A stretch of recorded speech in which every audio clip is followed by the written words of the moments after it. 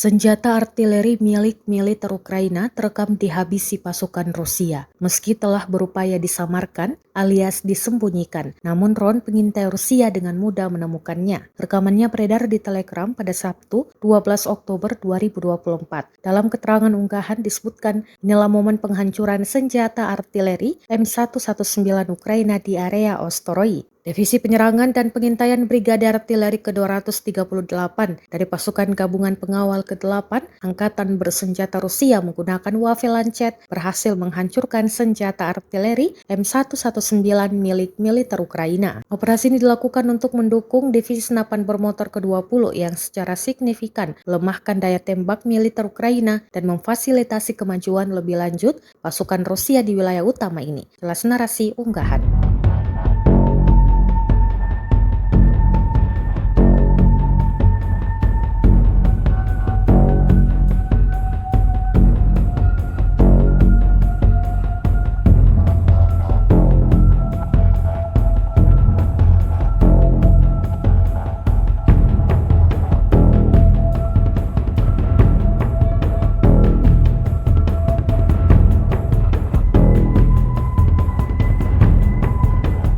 Download Tribun X sekarang, menghadirkan lokal menjadi Indonesia.